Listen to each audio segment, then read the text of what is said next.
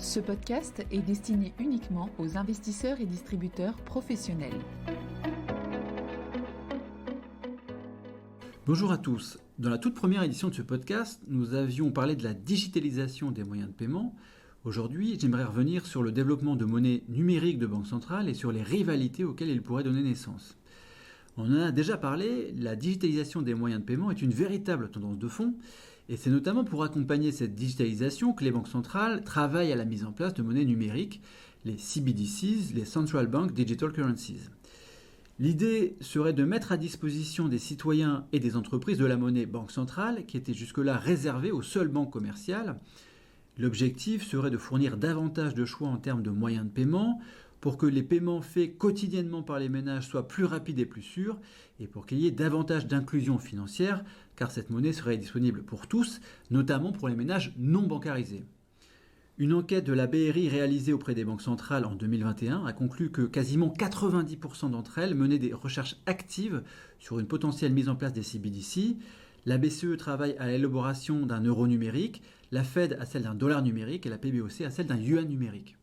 En zone euro, la BCE a lancé en juillet 2021 un projet d'euro numérique qui, dans la phase d'étude, devrait durer 2 ans. Des expérimentations sont en cours avec différentes technologies et Christine Lagarde a indiqué notamment qu'elle s'attendait à ce qu'un euro numérique soit lancé d'ici 2025. Aux États-Unis, la Fed étudie également l'opportunité de lancer un dollar numérique. Toutefois, il ne semble pas y avoir de consensus au sein du Board of Governors. Lael Brainard, une membre influente du board, semble très favorable à ce développement, alors que Christopher Waller n'en voit pas l'intérêt pour le moment. Parmi les grandes banques centrales, c'est la PBOC qui est clairement la plus en pointe sur le sujet des CBDC. Elle a déjà lancé plusieurs expériences pilotes de son yuan numérique, avec l'idée d'un déploiement plus net vers les Jeux Olympiques de Pékin en février 2022. Et début novembre 2021, il y avait déjà 140 millions de comptes en yuan numérique, dont 10 millions de comptes détenus par des entreprises. La taille maximale des portefeuilles de yuan numérique dépend du niveau d'identification. Un numéro de téléphone portable suffit pour ouvrir un compte, mais la taille de celui-ci est dans ce cas limitée à 10 000 yuan. L'une des motivations citées par les banques centrales elles-mêmes pour la mise en place d'une monnaie numérique est le fait que leurs homologues déploient leur propre monnaie numérique. Lael Brainard a notamment expliqué qu'elle ne trouverait pas acceptable que les États-Unis n'aient pas de monnaie numérique si d'autres grandes zones monétaires en avaient une. En Europe, le gouverneur de la Banque de France, François Villeroy de Galhau, a justifié l'accélération du projet d'euro numérique par la rapide progression des projets similaires hors d'Europe et en particulier du yuan numérique. Et l'une des grandes questions qui se posent sur le sujet est de savoir si les monnaies numériques pourront être utilisées hors de leur juridiction. Une note coécrite par des économistes de la BCE et Fabio Panetta, membre du directoire, résume les 3 implications possibles du fait de donner accès à des non-résidents à une CBDC. Tout d'abord, la possibilité qu'une CBDC puisse être utilisée hors de sa juridiction augmente le risque de substitution de monnaie.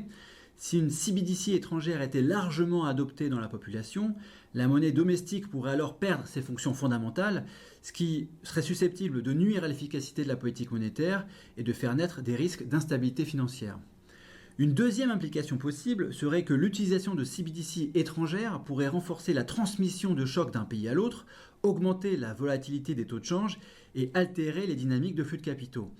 Les économies ne disposant pas de CBDC seraient susceptibles de souffrir davantage des chocs internationaux et leurs banques centrales obligées d'y être encore plus réactives, ce qui affaiblirait la souveraineté monétaire. Enfin, le recours à une CBDC hors de sa juridiction risque d'avoir un impact sur le rôle international des monnaies.